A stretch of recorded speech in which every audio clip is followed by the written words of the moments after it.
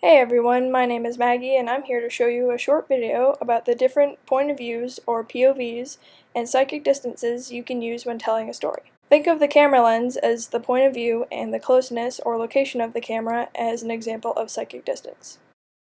Our first POV is first person with close psychic distance.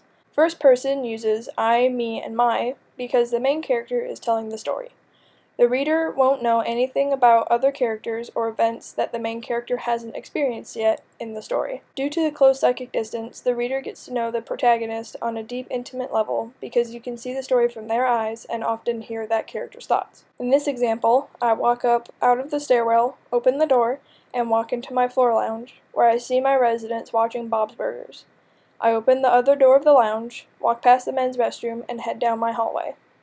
I stop at my door, pull out my keys, and walk into my room. Second-person POV isn't often seen in modern literature. Usually it can be found in instructional writing using the perspective of you. This point of view can either have close or medium psychic distance, whichever one makes the most sense in the context of the story. In my example, I act out the directions I would give someone if they were asking me where the laundry room is. I would say, you would walk down the hallway, turn the corner, and enter the stairwell. You will take the exit out of the left-hand door and walk down the hallway, where you will turn right, and the laundry room is the third door on your right. And while I said that this point of view isn't often seen, there are a few successful authors who have used this method. Third-person point of view is when the narrator is not a specific character in the story, often using she, he, it, or they to describe the characters in the story. There are four main types of point of views: limited, multiple, omniscient, and objective. Third-person limited is when the POV is limited to just one character. The narrator is limited to one character, which means the reader only hears the thoughts and experiences the feelings of one character, creating a close psychic distance. In my example, Peggy liked Steve since the day they met, but she never found the nerve to tell him.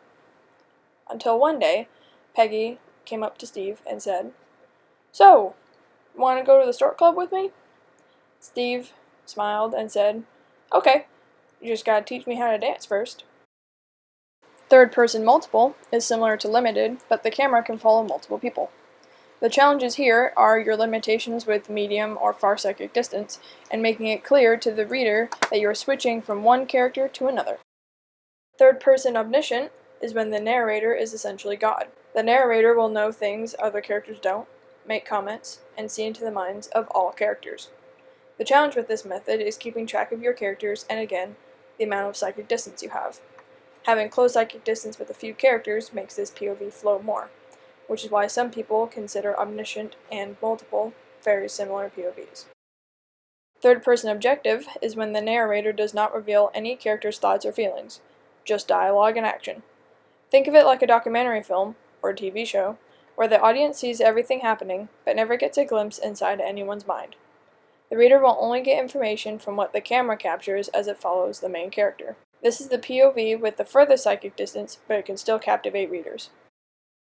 And this concludes all I have on the different point of views and psychic distances. If you want to learn more about these point of views and psychic distances, check out the links in the description below.